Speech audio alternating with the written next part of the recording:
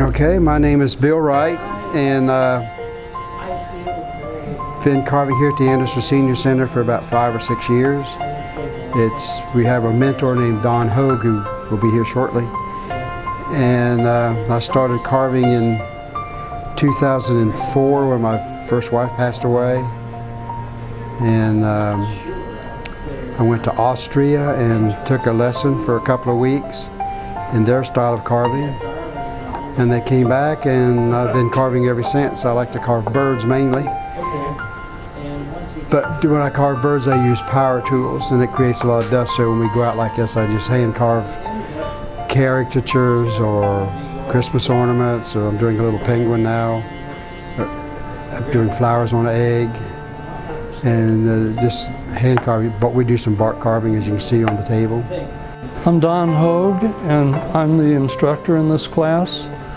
And I taught at Anderson and Turpin High School in Industrial Arts, and I retired from Turpin, and a friend of mine taking this class said, why don't you come up and we'll serve you lunch and we'll let you see what's going on. And so the next week I got a phone call, this is 28 years ago, and the lady says, how would you like to teach this course? And that good friend of mine had sicked her on me. And so I started teaching the class, and he never came back. So this group has been primarily together for 15 years. And as you can see from their work, they're better than I am. And so I come in and I carve on what I want to carve on, and every now and then get a question, but I think these guys and ladies come for the camaraderie of the class. I'm John McCullough. I started the class about 20 years ago when I retired, and it's been a very rewarding experience for me. I've worked with Donnie on many birds, and my background was advertising design at UC. And I got started in it, and I was always a frustrated artist. My whole career I just sold printing but never did any artwork, so when I retired I had an opportunity to do something I really enjoyed, and I have been doing it ever since. So I'm working right now on about a quarter-size loon. He's in the stages of burning and detailing. I've got all the major feather groups in. The head was actually done as a separate piece. That's to save the wood. You have a huge block of wood, you waste all that wood, so the head is cut out separately, then attached with a screw on the bottom. And right now I'm doing some burning on the primary feathers back here, and all the side feathers and the side pockets will be stoned, it's called, with a small stone on a rotary tool. And eventually I'll be painting the bird, hopefully. So I guess that's my story. Thank you. My name is Charles Brown. I've been carving here since 2003. I began carving when I retired and was looking for something to do. I heard about the club and have enjoyed it ever since.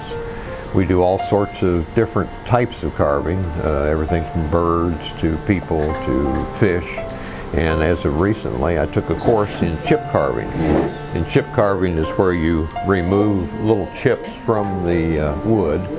And so I'm teaching myself how to do that right now as another form of carving.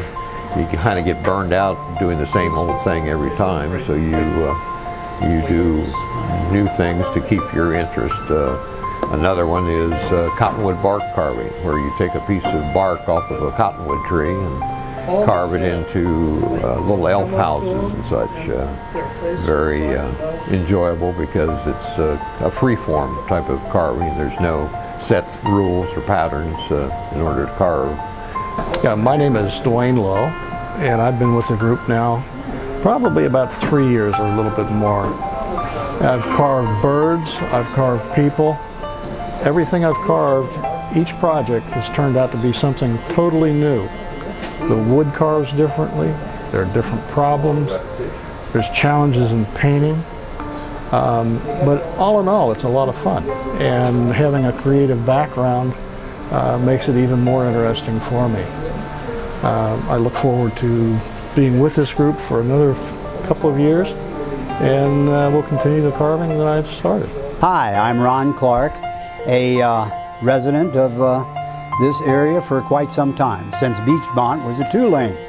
And I joined the group here about, about 15 years ago. And we get together every Wednesday morning and carve and tell the same stories, and we generally hear the same jokes and hold up our fingers at how many times we've heard it. We still laugh because a lot of people have forgotten them anyway, see, so it don't make any difference whether you tell the same story. But we have a good time here. We have a good group of people, and it's a lot of fun. And every once in a while, some of these artistic people will turn out a wonderful carving.